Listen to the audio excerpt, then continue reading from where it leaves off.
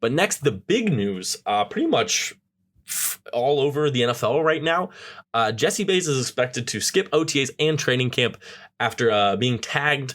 Tyler Dragon said that he has no intentions of playing under the franchise tag at all, which I personally am not shocked about. I'm not sure if a majority of Bengals fans or a majority of other fans that don't really watch Cincinnati were shocked. I wasn't at all, especially when you not really hear it, but especially with how this contract talk has seemingly gone. It hasn't been super great. They seem to be super far apart.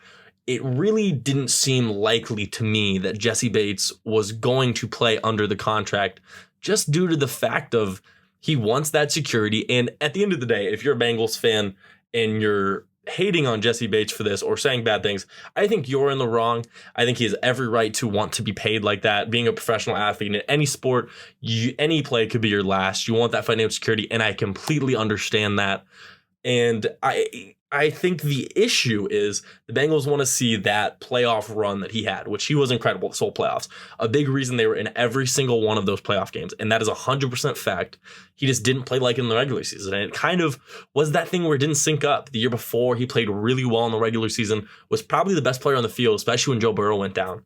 But this year in the regular season, he wasn't a liability by any means, but he just wasn't that Jessie Bates that we all wanted to see. But then in the playoffs, he had this like killer instinct switch. And it was kind of crazy, but I personally am not shocked by this news at all. I've seen a lot of people talk about how people they're like, oh, we're not going to pay him to pay T. Higgins, which I think is a fine sort of logic. I think that's cool if that is the game plan, I think that's awesome. I think that's probably what you should do, just today's NFL.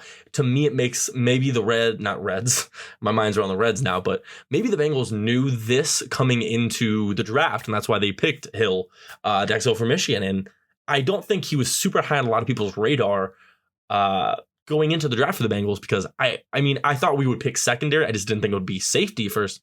But he's a guy who also can play all over, so that's not really here or there. But maybe they knew that, and that's why you pick a guy like Hill who maybe the Bengals do end up trading him and you get picks and maybe Hill is going to be your starter. I mean, you don't really know. So that is kind of interesting to me, but I'm not shocked by the news at all. But the saving money to attempt to pay for T. Higgins is a great idea, but to me, you got to just think about what are the possibilities, what could happen. Bengals Sands, everybody knows Mike love him. He said you can't pay Bates if you want to pay Higgins. Crowd is going to take a massive loss when the Bengals pay neither. So this is kind of something that happened this last year with Carl Lawson.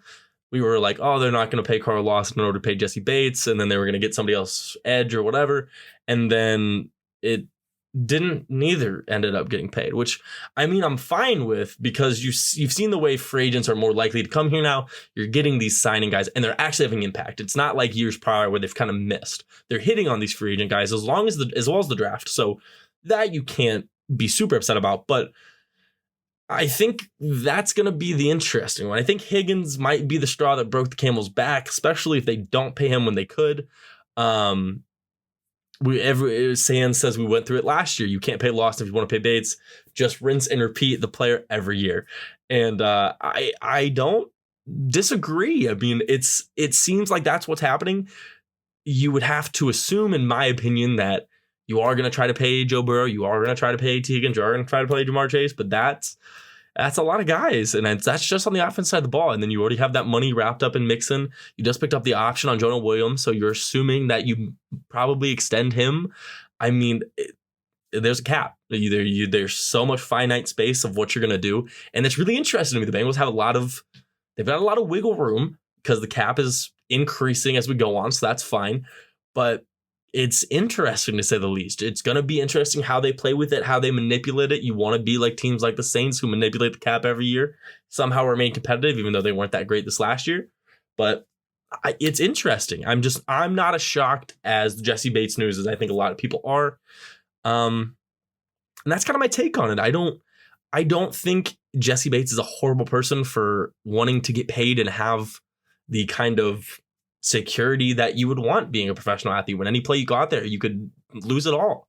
I don't blame him at all. I think if you're a Bengals fan that blames him, I think that reflects more on you, I would say personally. Don't be mad at me if you are one of them. Sorry. But that's just me.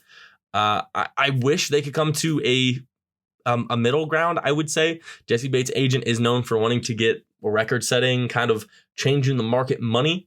And I think that's what he wants. And I think from his playoff play, I mean, you can't deny that. Like if he plays like he did in the playoffs for a whole season, he's the best safety in football. But he has to do that. I think he was 2 years ago. I think he was right up there with the top tier safeties.